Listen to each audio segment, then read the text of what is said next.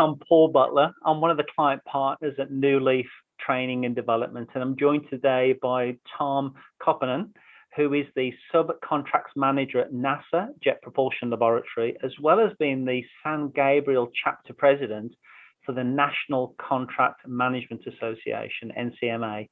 Both organizations that I'm grateful to report are clients of ours.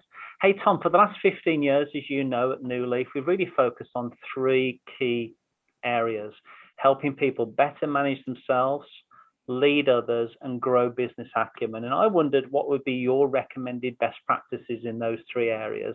But please do start, though, by telling us a little bit more about your organizations, plural, what you do and who you serve. So over to you, Tom, and I'll wrap it up when you're done. Sure. Well, thank you for having me, Paul. So the National Contract Management Association, our intent and goal is to provide resources, the best resources for professionals in the contract management field. So we try and make sure that everyone is really up to par with industry, whether you're on the government side or the private side, and making sure that we're all sort of on the same playing field and have the same resources and the same education. So when we go through negotiations or into the contract management field as a new professional, we have an understanding of what it is, because it's sort of a niche kind of market. So that's an overview of NCMA, and I serve as the chapter president for the San Gabriel Valley, which is just located outside of Los Angeles proper. So and then I don't know if you want me to touch on the NASA Jet Propulsion Laboratory, but we essentially create rockets and rovers, and so we put them on the moon and Mars. And my role there is a contract manager. So I'm managing contracts and making sure that things are getting done, I guess, on the business side. So making sure that all those smart scientists are able to do their job.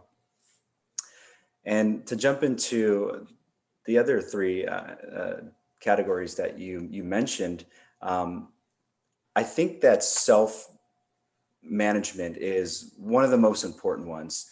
You mentioned self-management, you mentioned the components to leading others, and last, how to grow business acumen. And I think that's sort of a building block. The self-management builds on those. If you're not able to have strong self-management skills, you're really not able to lead others in a strong manner. And lastly, to build business acumen. For me, the self-management thing that I focus on and how to build a stronger one is I have a really strong focus on EQ, which is emotional intelligence. And I think when we are able to look internally and understand who we are and how we feel and our purpose and what we're doing, we're able to sort of work in a more productive manner, because all the other things that happen don't really matter. If your purpose is what's driving you, the negative and the failures, they really don't matter. You're really shooting towards that success, and that's really what it comes down to at the end of the day.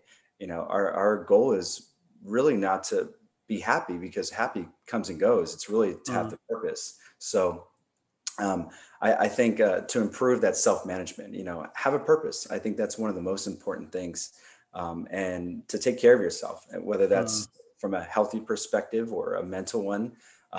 There's definitely a really, really important weight on taking care of yourself to be able to manage yourself. And be patient.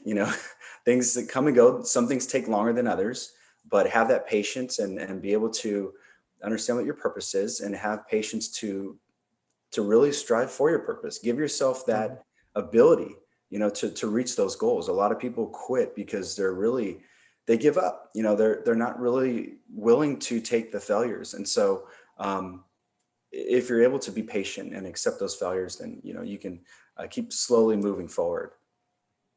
And reflect on your strengths. I think we tend to focus on what we're not good at a lot, and I think what we really should try and do is focus more time on looking at our strengths and building on those, utilizing that.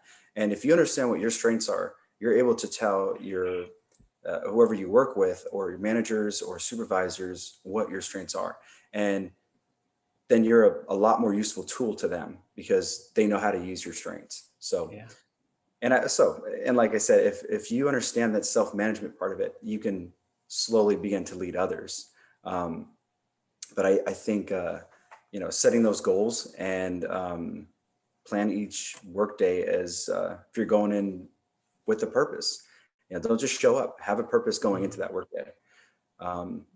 And so, leading into that, how do you lead others? What's the best way to lead others? Well, understand what makes people tick. Understand what they really want, and I think that's what drives most people's actions, is the things that make them tick. If they don't care about something, they're not going to show up with the purpose of doing it. So I think that's a really important building block for leading others. And obviously, communication's a humongous part. It's sort of that real estate idea of location, location, location. Well, for leading others, it's communication, communication, communication. And I think have that inspirational and that developmental feedback that you can give them so they can build as a leader. And you're ultimately trying to build more leaders. You're not trying to tell someone they've done something wrong. You're trying to make them better. And so that's a really important part of leading others. And I think a lot of that does go back to EQ. All this is sort of engulfed in what EQ is, the emotional intelligence part of it. So you keep coaching them until they're successful. And then lastly, if you can do those things, I think that's sort of what growing the business acumen, how that plays into it. But I know one thing at NCMA we focus on is educating our employees or our members on what their intent is for their career field. So focus on whatever it is that you're striving for and educate towards that. And that's, again, going back to your purpose. Have that purpose, and then you'll know what you can educate yourself on. And then lastly, I think it's really, it comes down to connecting with people and, encouragement and celebrating employees and your members and really valuing them. But at the end of the day, it's connecting with people. So that's my take on that, on those three elements. But I'm always learning, and I'm always open to learn more. So thanks for having me, Paul. Oh, thanks, Tom. Well, Tom, on behalf of everyone who watches these, and as you know, they become very popular. Thanks for your insights, Tom, to help people and organizations better manage themselves, lead others, and grow business acumen. And if I could just make a quick sidebar comment, Tom, over the years when we've served teams and individuals over at, say, JPL or, over at Caltech as well, I've noticed it's a real killer combo when you've got someone that's got incredibly high IQ and there's the conjunction and incredibly high EQ. And it's wonderful to hear you kind of reinforce that as well.